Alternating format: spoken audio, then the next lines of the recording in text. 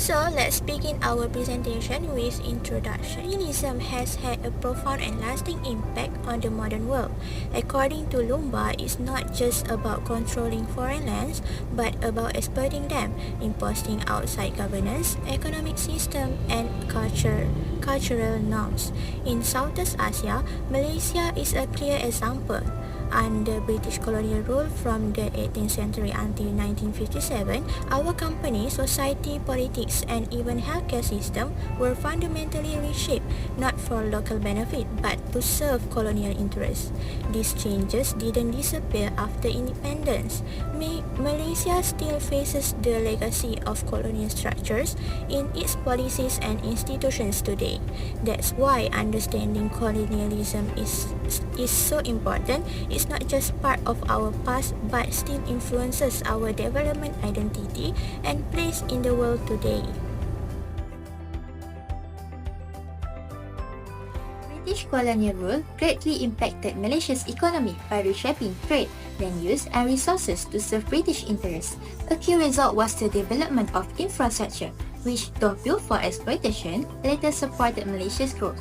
The first railway, built in 1885 from Taiping to Port Vale, moved tin to the coast. By 1932, 1,700 kilometers of track connected cities like Kuala Lumpur and Penang, helping export tin and rubber and making Malaya a global exporter. Next, port development like Port Klang and Penang were upgraded with docks and warehouses. Port Klang became a major hub due to its location near tin areas and remains vital to Malaysia's trade today. Finally, roads linked plantations to towns, improving transport while telegraph and telephone lines helped British officials and business communicate efficiently across regions, which is important for managing export. While colonialism introduced infrastructure, it also caused significant long-term harm to Malaysia's economy through resource exploitation. The British focused on extracting tin and rubber, with most profits flowing to foreign companies rather than local communities. The large-scale migration of Indian and Chinese laborers reduced employment opportunities for Malays and altered the country's demographic structure. Overdependence on these two exports left the economy vulnerable, especially during the Great Depressions of the 1930s. Local industrial development was discouraged, leaving Malaya with a weak economic foundation after independence in 1957. Environmental damage was also severe, with widespread deforestation for plantations led to biodiversity loss and soil erosion. In 1951, although Malaya earned $400 million from exports, 83% of the revenue was repatriated to Britain, limiting investment in local development. Thus, despite some infrastructure gains, colonialism left behind deep economic and environmental imbalances that still affect Malaysia. Colonialism has also influenced the political landscape of Malaya. One key impact was the introduction of Malayan Union, which has brought three major changes. First, the British has combined all Malay states, along with Malacca and Penang, into one centralized administration.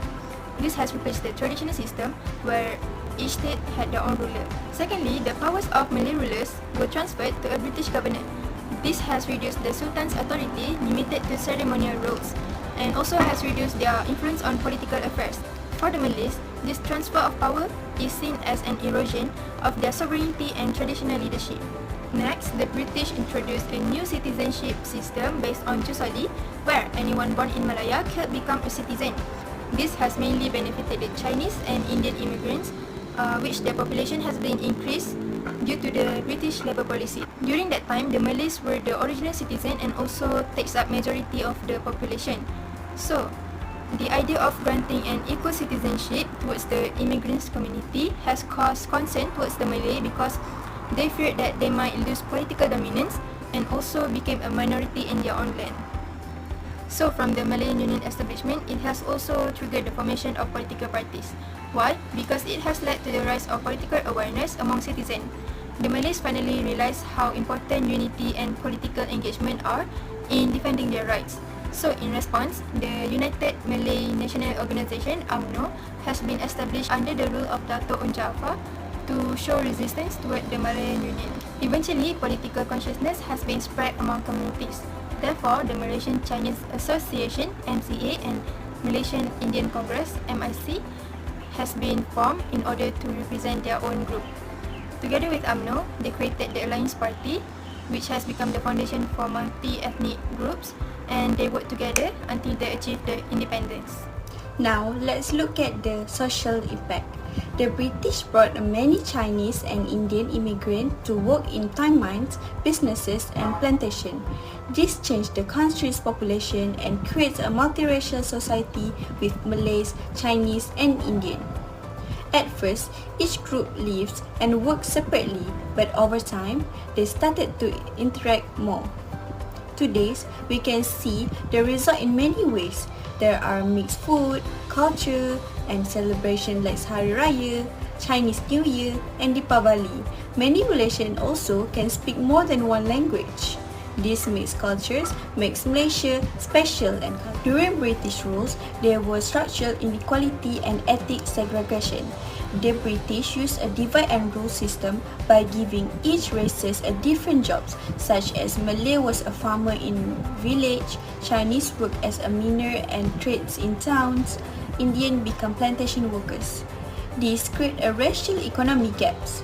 Each group also lived in a different area.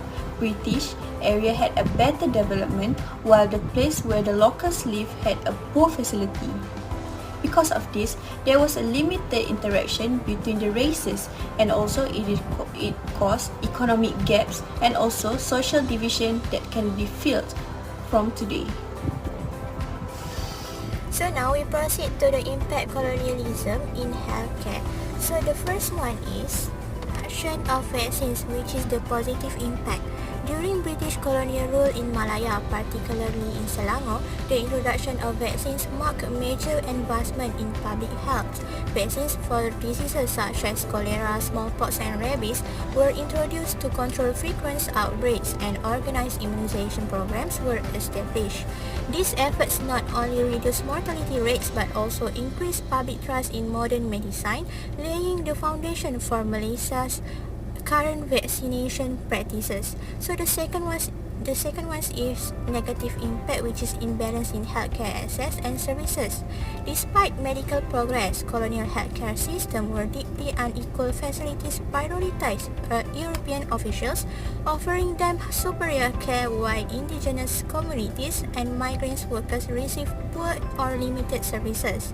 Rural and estate hospitals were severely underfunded, especially during economic downturns, and most healthcare services were concentrated in urban areas, making access difficult for those in remote regions. Colonialism had brought both progress and problems. While Malaysians benefited from modern system and infrastructure, it is also inherited serious issues like inequality, racial division, and economic imbalance. These effects are still seen today.